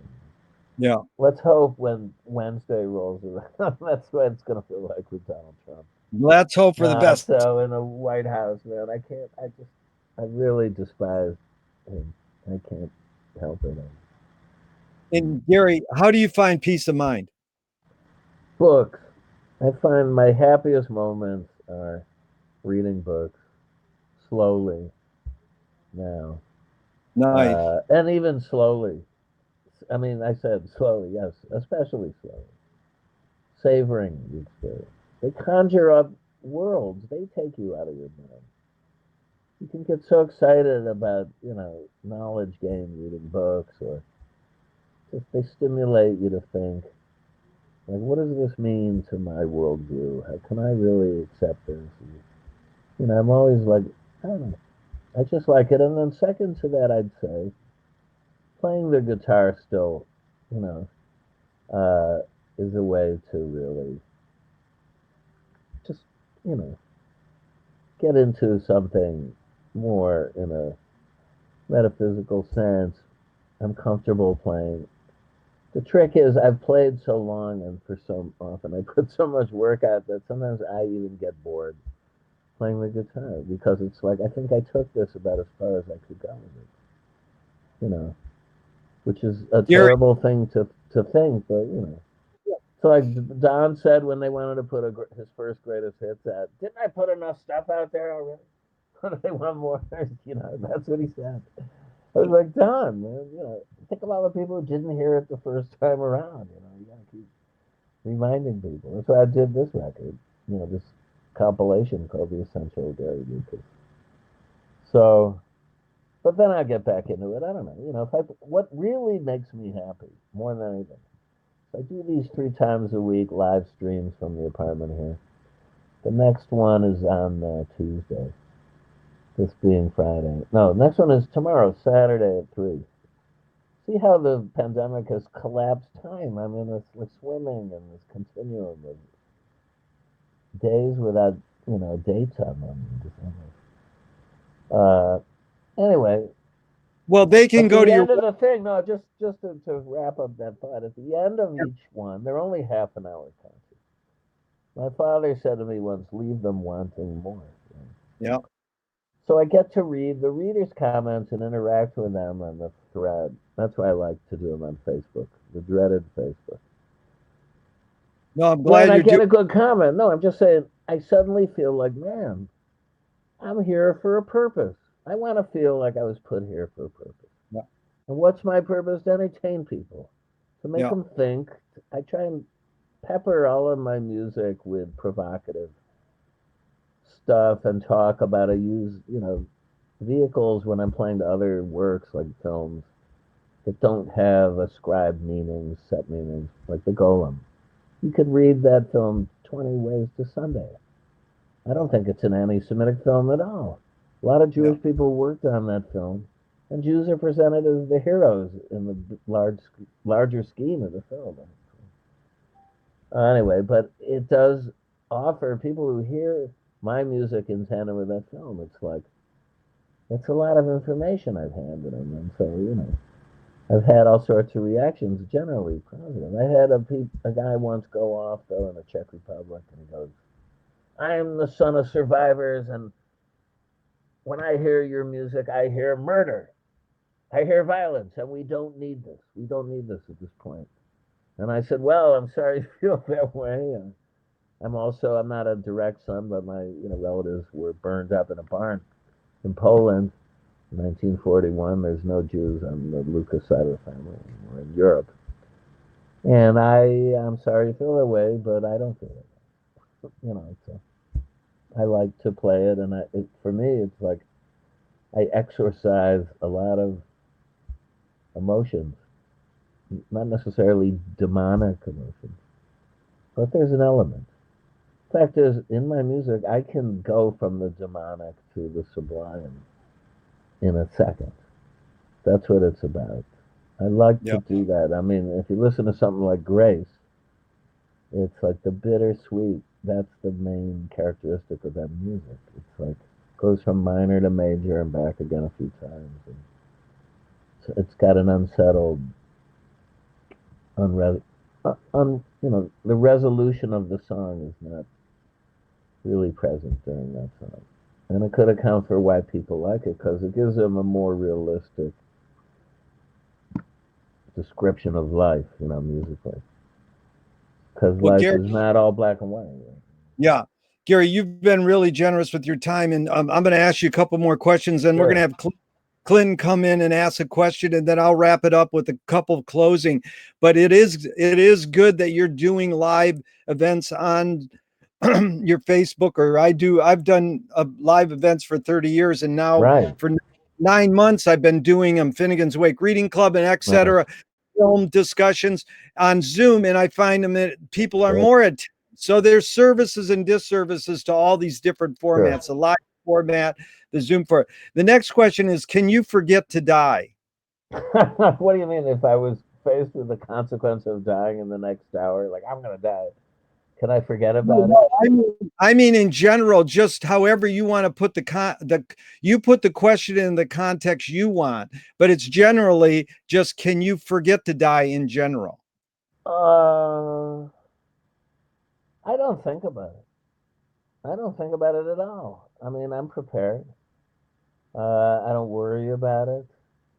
I mean, I hope I don't get COVID. I've taken steps to try and not die or become infected. I love life, so I'm going to try and cling to it as long as I can. But if my time's up, it's up. I mean, I'm philosophical about it Yeah. because it's part of the human condition. We're all here, who is it? It's like Rod Serling, man. We're out on planet Earth. Time of execution. And, it's like when you look at it under those terms, it seems very stark and definitive. But who knows if death is really the end? It could be like, I'll tell you one little thing. When Don Van Vliet was on the way out, I hadn't thought about him for a long time, many months. And I was in Cuba I just had dinner at a Paladar outside Havana, a private restaurant in a home, very good cooking, gourmet food. And then we were going, me and my friends, to a club where I was going to play as part of the Havana Jazz Festival. And I walked outside the Paladar, and it was the starry sky, Van Gogh. It was just like the universe was filled with twinkling stars. And a beautiful cosmic feeling came over me. And then I thought, wait a second. Don had a little haiku kind of poem on the back of Spotlight Kid. The stars are matter. We're matter, but it doesn't matter. And I like this so much that I use this as my epigraph for my my Yale yearbook picture, in which I wore a robot mask over my head in that yearbook just to be contrary, I guess. Anyway, so I thought to myself, what did he mean by that? And suddenly, I thought I got to investigate this line further. It's a glib line. But what was he driving at? And then I thought, he was saying that it's like John Lennon, we all shine on like the moon and the stars and the sun. The stars are matter, we're matter, but it doesn't matter. We're all energy burning out in the universe, and that's a good thing. And maybe we can't be broken down and diminished or elevated. We're all sort of burning at an intensity. at this moment. But ultimately, it doesn't matter because the universe is eternal. So our temporal existence at the end of the day isn't going to really, maybe amount to that much. Depends on like your perspective or how you remembered. I don't know. But it's something not to worry about. It doesn't matter. Let's just go with it. Let's go with the flow. So that was a Yeah. comforting thought. That was a comforting thought to me. Okay. So I go and do the show. The next day, I got to fly back to New York. As I'm an American, I had to go via, this quasi illegal route via Cancun and then to Miami to catch another plane. And then I was changing planes, and my cell phone started to work again because it's cell phones of Americans are banned in Cuba. They have a way to block incoming and outgoing calls because of the embargo. And there was a note from my webmaster. Gary, did you hear the news? Don Van Vliet passed away this morning. So a shudder, I shuddered, and then I thought, wait a second. Why was I thinking about that last night out of the blue? How weird is that? And then I thought, that might have been Don waving to me on the way out. That's how I remember. I'd like to think of it. Yeah. To direct me to that thought. Because if anybody could have done that, he could have done it. So, He did it. It was on my dorm room door for 4 years, and that poem resonates with me. I will recite it probably every other week. Put it in every article I ever write. But let's do this really quick. These are just few word answers. There are 5 questions Alan Watts asked. So the first one is, who started it all? Timothy Leary. No, I think it was. That's good.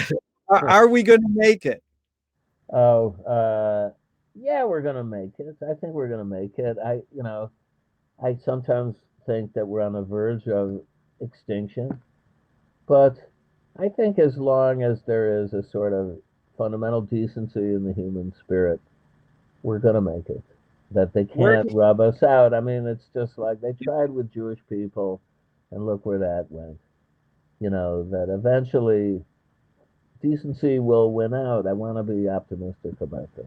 And even despite weapons of mass destruction and all these like psychological mind games and undermining of democratic processes, the good people are going to still prevail. I have to think that, or I would have given up a long time ago. Great. 3 more quickies. Where do we put it? Our energy, where we put it? I think into creating works of art. If you have that gift and that inclination, you should actually put it towards elevating your fellow man, fellow human. You should do stuff for other people. You should try and be there for other people as best you can. That doesn't mean, giving tons of money to anybody or anything, but to try and be supportive instead of destructive. I think in music, especially, there's all this Schadenfreude. People can't wait to see somebody else who's doing it, get kicked off their perch or, diminished or fade out. It's a that's the dark side of human nature. I hate that. Yeah. 2 more. Who's cleaning it up? I guess, I can't say, I'm not going to rely on a cosmic deity of any kind to like rectify things. But maybe if we all just go in a flash, which was also predicted, the universe, given its power and its eternal nature, will somehow vacuum whatever it is up. And it's like, we'll just be reincarnated or we won't. But something will start anew on some other solar system. Some elements will collide together to make water or, ingredients necessary to survival. And some new life form will emerge and, the whole process will start over again. Is it serious? Okay, the last Alan Watts question. Is it serious? It's as serious as your life, I mean, I got a counter. It's all what you make of it. Yeah. You don't want to take anything too seriously because you'll drive yourself crazy. You'll think it's. I remember when I first heard about the civil rights situation, I had a very good but militant white woman teaching a course in race relations when I was in high school. That terrified me, and I'd come home and I'd be torturing myself with white guilt about like injustices that have been done to black people in this country. And I still am bothered by it, of course, but I'm not going to take it on a personal level because I didn't institute these things, and any chance I see to stand up and march or do whatever to show solidarity, I'm going to do it, with like Black Lives Matter cause because I get it. I Yeah. think it's as serious as you want to let it be. I wouldn't take anything too seriously though, because, it's that element of my Jewish makeup, that ironic sense of humor, that gives me you know, the kind of energy to keep creating art. And for example, after 9/11, I was asked to make a little statement for the Jewish Forward newspaper. And so I wrote a little poem, and it was called The Death of Irony. And I'll tell you what it is. I'll give it to you verbatim. I said, 9/11, we are told, signaled the death of irony. A Jew without irony is nothing but a religious fundamentalist. Thank I you. think you need to have that sense of irony and humor. You've got to be able to see, it's a gallows humor, maybe. Yeah. That they're cracking jokes on the way to the crucifixion. Yeah. Frank Zappa said, I'm serious about being non-serious. So right. I'm going to ask you one more question, and then Clinton's going to come on and we're closing out. But this has been really enlightening. Thank you, Garrett. Thornton Wilder, a Wakian indeed, 1928 said, art is confession. Art is the secret told. But art is not only the desire to tell one's secret, it's the desire to tell it and hide it at the same time. You've laid your cards on the table really genuinely, honestly for 90 minutes. What's it really all about for you?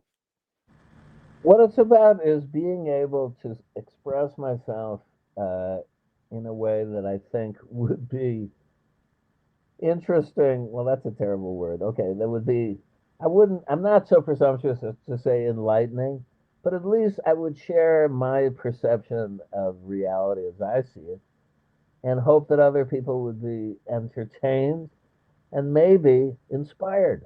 I want to inspire people. I want people to be excited. The best feedback I get when I do my live streams or in my concerts is somebody would come up to me after a show and say, I was in a really terrible mood. I was really depressed. And I saw you were playing. And so I don't know, I just took a flyer to, check you out. And thank you, man. Thank you. You really cheered me up. That was great. I've never heard guitar like that or music, then it's like it makes the whole agony of trying to do this worthwhile for me, beyond any material gain. Just that I felt like, okay, I was put on earth for a purpose, and this is what everybody should seek out. What is that special gift you have? You might have many. I don't know. There's some polymath artists who can do it all in every medium. I pretty much stuck to music, but I'm a good writer. I enjoy writing. I wrote, you read my piece about Beefheart and Zappa I just published in Please Kill Me. I think I like to be a witness to history and make commentary on it. That's part of what I do. And also to instill a sense of wonder in people. That's what's been bled out. I don't care how many science fiction spin-offs. I can't stand all these. They took the arena of science fiction and made these. They're just so banal to me now.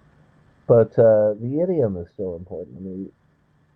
I like to give that sense of astonishment and wonder that I had as a young boy when I was first discovering the world. I think that when you lose that feeling, something dies in you, and you become just a cranky old guy or woman. And the beauty of what the majesty of life just flies out the window.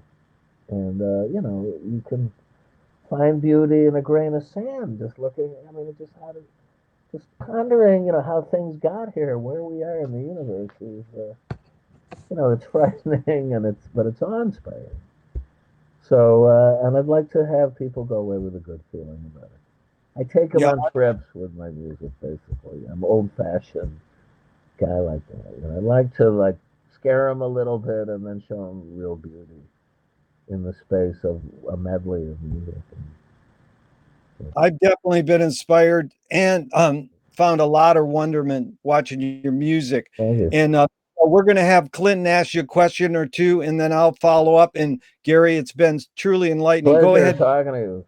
Sorry, Yeah, I hope I Clinton. wasn't too loquacious here. No, you're amazingly deep, because as I'm stupidly trying to cut you off, then you always make the come on, like the big epiphany, just as I'm like, okay, let's move on, and then the epiphany line comes. But Clinton has studied Wyndham Lewis a lot, so he might have a question or two. Go ahead, Clinton. Well, on that regard, actually, I started Lewis's Self-Condemned last Great night, so book. maybe I'll have a question when I finish it. But no, before the days of social media, when I was on the internet, there was this pathology that we diagnose each other with called irony poisoning. Right. And so David Foster Wallace said that after irony comes sincerity. What comes after sincerity? Well, I think after sincerity, once there's a sincere connection established between you and a recipient, either one-on-one or with an audience if you're an entertainer, you have license to try to take these people and let them examine the contents of your artistry, if not your mind. I think that's what comes next. It's a chance to dazzle people and entertain them, I hope in a positive way. I mean, there have been some artists who painted a very nihilistic, negative portrayal of life, and I like those too. It's not like I don't reject them. I was a fan of Celine, for instance, or people who saw really the world as just. I mean, my favorite writer was Isaac Bashevis Singer for years, and he famously once said, "The world is a brothel and a slaughterhouse." Now that's a pretty extreme kind of description of reality, and I can see why he might say that, having survived the Holocaust, but fleeing from, he was lucky to get out when he did, and he almost didn't. But I think he had a lot of fun in his life too. He was quite a rake, and he was always juggling multiple affairs, and then he had this long-suffering wife, and they gave him the Nobel Prize. But nobody really remembers his work today. This is like the terrible thing. He's not an author that people cite much. But I read like every book he wrote. As a Jewish person, it resonated with me. And, he also said another thing that I think is true. He said, basically, death may be the Messiah for a lot of people, right? The chance to sort of, if you're really struggling and having a hard time of it, to finally go to some sort of eternal rest. Let's hope it is restful. In eternity, right? That might be a good thing. It's like another way of looking at it. Some people, might have different views about it, but to me, that was a comfort. It was like, okay, you're not going to have to, if you feel tortured on earth in terms of being, part of this struggle going on, and it is a struggle. It may be a route to a panacea of sorts. He was a very interesting guy. I would urge people to investigate his writings, and I found a lot of wisdom. But those were two takeaways I got. And that was that line about death may be the Messiah comes at the end of a 2-volume account of a Polish Jewish family and their rise and fall that is so meticulously documented, and you really get to know all these characters. It's like in the tradition of a great Russian novel in the 19th century. And so, Gary, that statement really evokes Marshall McLuhan, how you turn a breakdown into a breakthrough, a rejection into a redirect. Right. So, yes. Moshe Feldenkrais works with healing and movement. He says it's literally possible to identify a weakness and incorporate it to become a strength, rather than try to overcome the weakness. Tell us a weakness that you have incorporated to become a strength. Well, okay. I mean, here I'm confessing something that I haven't put out for public display for a long time, but now I don't really care. But I had a really serious injury in Montreal in 2009. I was up there to play a concert of my arrangements of classical music for electric and acoustic guitar. And I was summoned quickly to attend a performance by the Montreal Symphony, and I slipped on a sheet of ice and shattered my right elbow, and then suffered the worst, most hellish experience being rushed to Montreal General, where they made me produce a credit card to plunk down $500 before I even could get admitted. And then just gave me the runaround and said, you need immediate surgery. Up, your insurance won't cover it. I got somebody on the line, and my insurance company, they said, of course, that's what we cover. They just gave me the bum's rush out of it. Anyway, I then had surgery in New York, and my hands were okay. And then then I found that I couldn't work this right arm, and they were telling me I wasn't working hard enough with private duty physical therapists that they made me hire.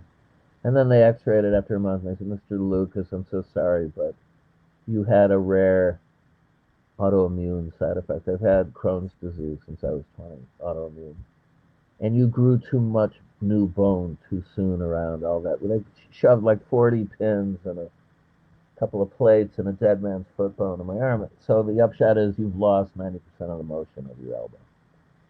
And, we have to let it sad. It's going to be a few more months. And then next year we'll hack open that arm and chisel out all the new bone and irradiate it for good, for luck, to kill all the living cells. And you might get about 70% of motion. And it turned out that my arm froze miraculously at an angle where I could still play. And I said, no, I'm not going to get this. This was agonizing enough. I can still play, and nobody can tell it.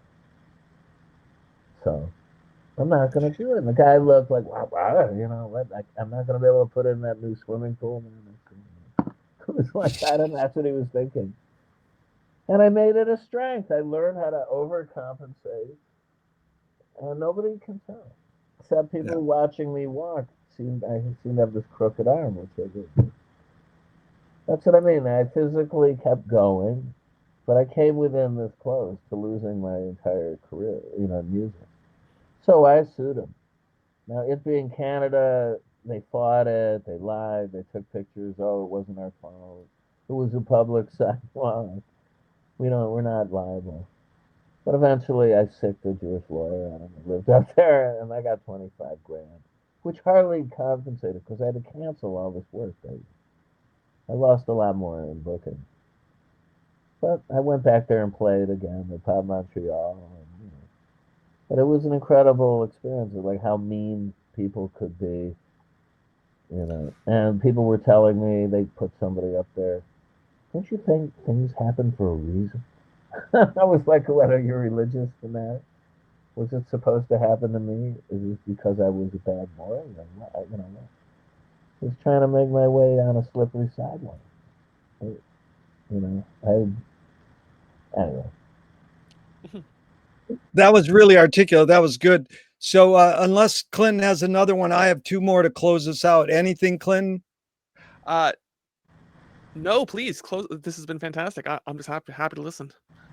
Yeah. So Gary, what's the healthiest cultural shift you see developing today? Well, I think the fact that young people are supporting movements like Black Lives Matter, or the young people who pranked Trump when he tried to do this rally, and only a handful of people showed up because they wanted to call bullshit on it. That's encouraging to me because, I don't interact with enough young people. I find that the ones I see on the street look askance at me. I don't know. I don't fit their paradigm of anything. Who is this weird guy with this weird hat? It's basically the looks I get from these people. And so I'm not really interested to try and cross a bridge to make friends with these people. It's like I think they'd like my music if they ever got a chance to be exposed to it. But short of promoting my work on the social media and doing as many concerts as possible, I don't know what else I can do. So when I hear about this, I think that there might still be hope for the civilization, because young people by their very nature theoretically are going to be more highly evolved humans than what came before them. Maybe. I'm not sure the net has necessarily been. It's a double-edged sword. It's also made people a lot more stupid. Everything is available. It's like the Ummah, it's the cosmic mind, but there's so much disinformation and bad stuff on there. It's hard to know like what gravitates or motivates people. So, I think Well put. it's a conversation that's still evolving. I'm on the side of the enlightened ones. Let's put it that way, and I hope that there's still some coming.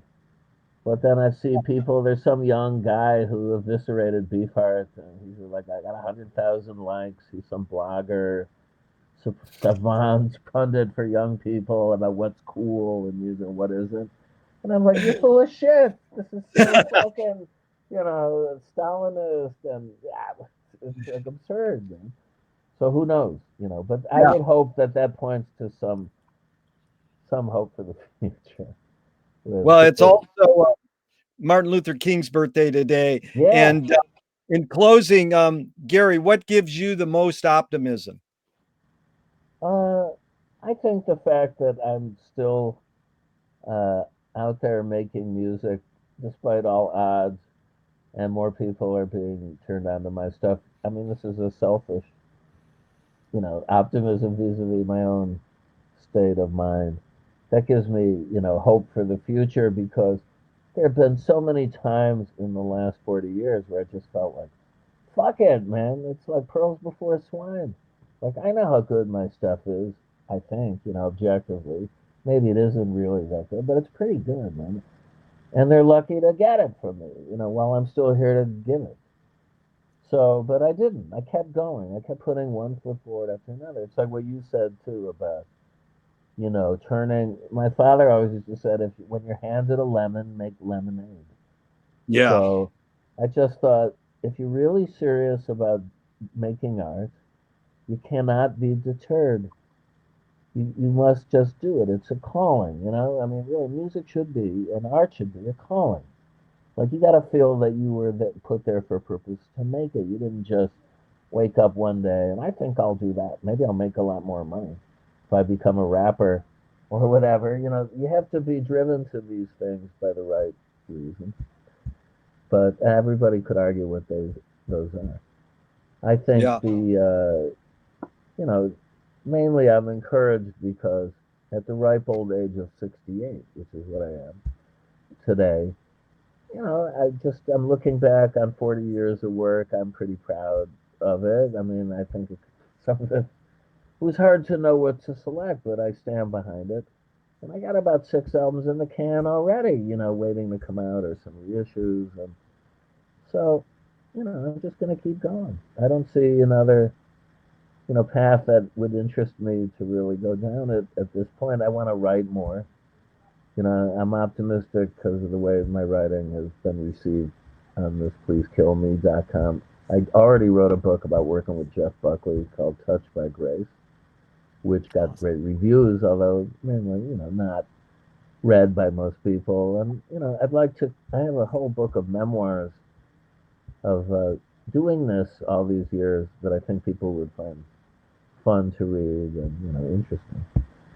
So maybe I'll do that. But again, everything is a hunt, and every given day, it's just like, I got to do what's necessary to keep the machinery functioning.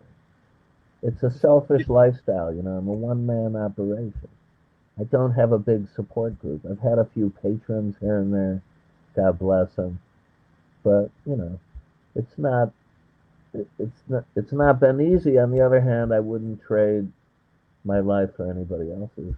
And I feel blessed that I've been allowed to do this for as long as I have. I'm determined to keep it going.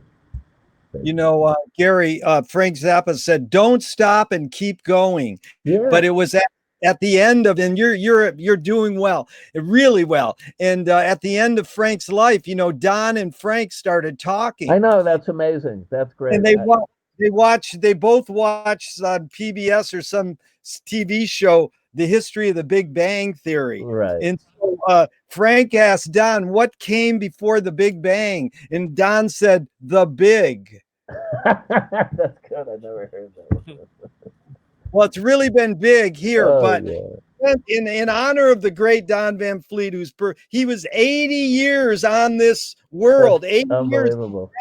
He forgot to die. He's still here. He's still here.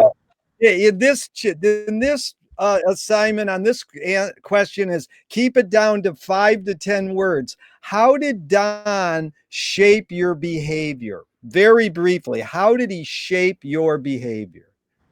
I think he showed me that there was another path forward that was, you know, basically follow your heart. Really That's good. I got that takeaway from Don. You know, he did it his way. He sure did. And I've tried to do it my way. I take him as an example. He was my mentor, you know.